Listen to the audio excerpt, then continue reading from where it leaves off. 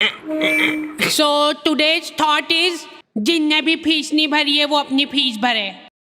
हाँ, हमारे स्कूल में जिन भी बच्चों की फीस नहीं भरी होती थी उनकी सामूहिक बेइज्जती होती थी। और उससे भी ज्यादा दर्द की बात यह है कि वो जो बच्चा थॉट पढ़ रहा है उसने भी फीस नहीं भरी है।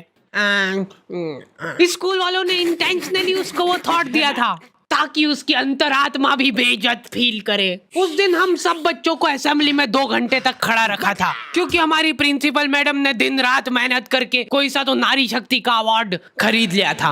लास्ट 2 पेटी बोल रहे हैं लोग। बाप रे, 2 किसको बोलते हैं आपको पता भी है? 2 में तो नहीं। हाँ। लेकिन मैडम आप मानोगी नहीं, आपके पहले जितने लोग आए उनको मैंने 4 पेटी से कम में दिया नहीं किसी को। चलो उठा लो इसको। अरे उसको नहीं, लाश को। ठीक है। मैम आपको दिख रहा है ना सामने का राम नाम।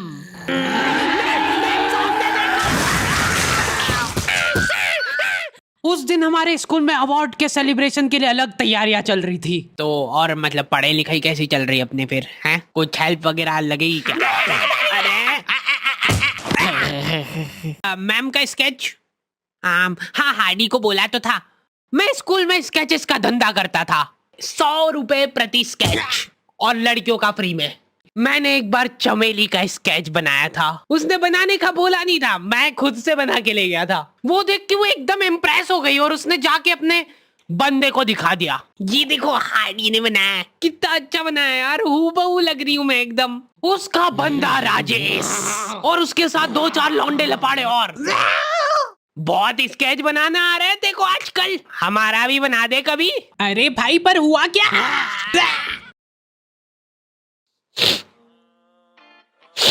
मैं रोते हुए एक ही चीज सोच रहा था कि ऐसा क्या गलत कर दिया यार मैंने।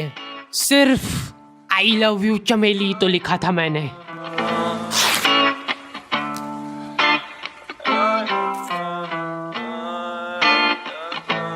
नाम तेरा है ही क्या मुझको तो खबर नहीं, गलतियां ये सारी उन रातों की है। जिंदगी तो चल रही मैं मगर थमा हुआ, शायरी ये सारी मेरी बातों की है। नाम तेरा है ही क्या मुझको तो खबर नहीं, गलतियां ये सारी उन रातों की है। जिंदगी तो चल रही मैं मगर थमा हुआ, शायरी ये सारी मेरी बातों की है।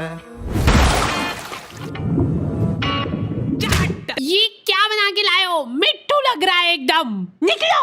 ड्राइंग वाली मैडम ने मेरे को प्रिंसिपल मैडम का स्केच बनाने का बोला था और मैं अपनी जिंदगी का सबसे वाहियात स्केच बना के ले गया क्योंकि फ्री में बनवा रहे थे मेरे से। मैम अब फ्री में तो ऐसा ही मिले। असेंबली ग्राउंड में सारे कैदियों को हाइट वाइज खड़ा करा जाता था और जो भी बच्चा प्रेयर के बीच में आंखें खोलता था या हिलाडुली करता था, पसीना पोंछ रहा था वो बेचारा।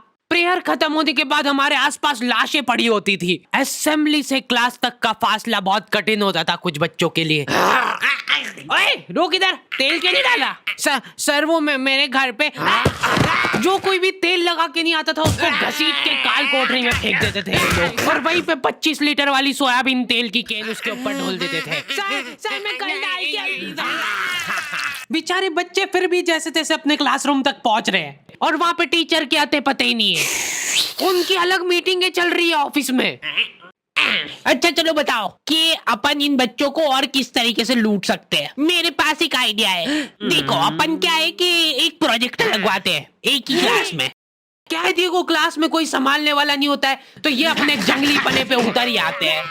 मैं कह रहा हूँ लोहे की स्केल से बेंचे रगड़ रहे हैं, मिस्त्री फेल हो जाए इनके सामने, ऐसा फिनिशिंग वाला काम करते थे। लेकिन इनके जंगली पने यहीं पे खत्म नहीं हो रहे। 2 लौंडे उठे और उन्होंने उनकी बेंच उठा के खिड़की से बाहर फेंक दी। अब उनको देख के बाकी बच्चे भी क्लास का सारा सामान उठा के खिड़की से बाहर फेंक रहे। और क्यों कर रहे हैं ये सब वो इनको खुद को नहीं पता है। मैम शायद बाहर छोड़ो, इधर ध्यान दो ना आप।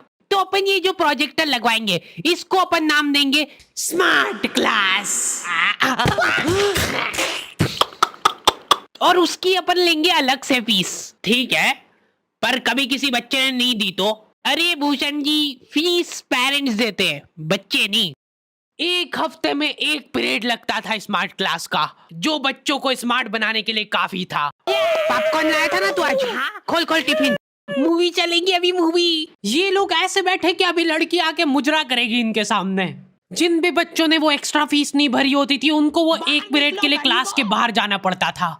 ये सब हरकतों में ही 10-15 मिनट निकल जाते थे। उसके बाद टीचर आके जैसे ही प्रोजेक्टर चालू कर रही है उसकी आधी स्क्रीन जने का सीलिंग पे ही चढ़ रही है। तो अब उस स्क्रीन को फिक्स करने के लिए एक एक्सपर्ट आदमी को बुलाया जाता है। हाँ सही सोच रहे हो।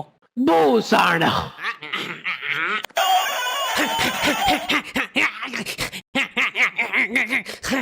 जो बेंच पे चढ़ के उस स्क्रीन को सेट करता है। यस। और जैसे ही प्रोजेक्टर चालू होता था पीरियड ही ओवर हो जाता था। और जो गरीब बच्चे बाहर खड़े थे उनमें से गलती से एक ने क्लासरूम में झांक लिया। क्या देखा तूने? है क्या देखा? मैम कुछ नहीं, बस एक लाइट जलती हुई दिख रही थी मेरे को।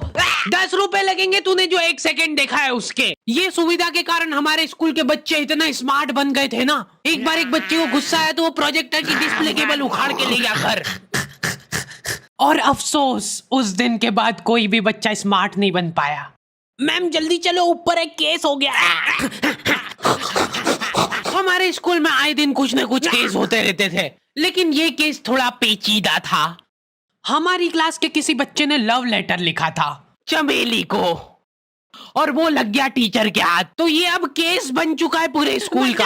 सारे टीचर लोग अपने काम धाम छोड़ के उस मुजरिम को पकड़ने में लग गए। जो टीचर लीव लेके छुट्टी मनाने गए थे वो आधे रास्ते से पलट के आ गए थे। ये सर आ गए। बेटा सही सही बता दो किसने लिखा है।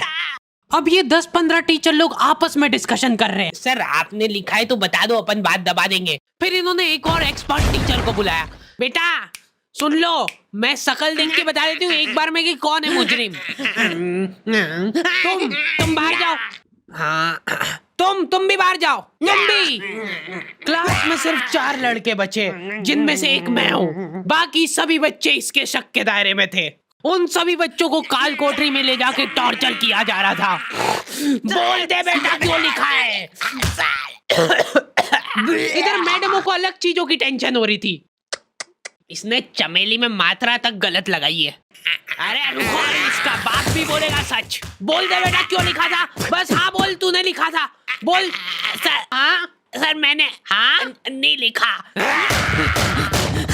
सर हमने नहीं लिखा। चुप।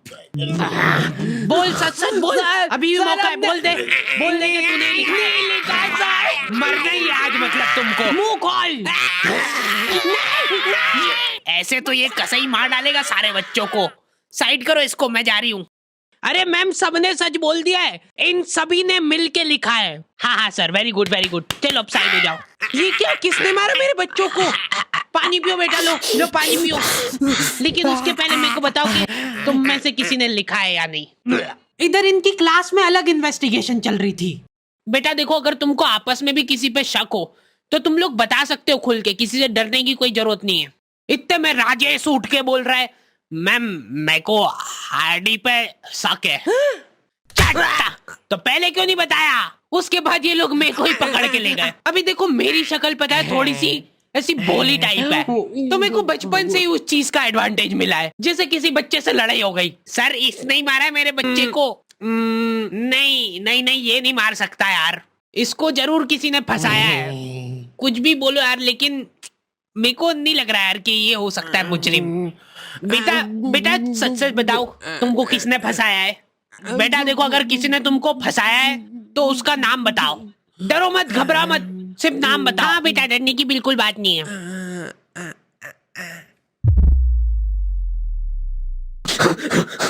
राजेश कौन है? सर मैं। बस उसी दिन राजेश मेरे को आखिरी बार दिखा था, लेकिन वो लव लेटर किसने लिखा था वो आज तक रहस्य ही है। तू लगे सामने खड़ी है तू, लगता जैसे अपने आप से लगी, खुली किताब जैसे मेरी प्यारी चमेली। नाम तेरा है क्या मुझको तो खबर नहीं, गलतियां ये सारी। ओके, तो दी एंड हो चुका है। और आई नो वीडियो बहुत लेट है, क्योंकि हमारे पास काम करने वाले लड़के लड़कियों की कमी है, इसलिए वी आर हायरिंग। तो अगर तुम में से कोई भी इंटरेस्टेड है और हमारे काम में कहीं भी कंट्रीब्यूट कर सकता है तो तुम अप्लाई कर सकते हो। सारी डिटेल्स तुम लोगों को डिस्क्रिप्शन वगैरह में मिल जाएगी। और प्लीज कोई भी ऐसे मेल्स मत भेजना जिसको पढ़ के हमारा वीडियो बनाने से मन ही उड़ जाए। मिलते हैं नेक्स्ट वीडियो में। नाम के तेरे मुझको तो खबर नहीं, मैं देखता ही जा रहा हूँ। मुझको तो सबर नहीं, कबर में ही लेके जा रहा सारी बातें तेरी। बादल रहते चुप, अब वो रहे बरस नहीं, तरसते मेरे ख्वाब।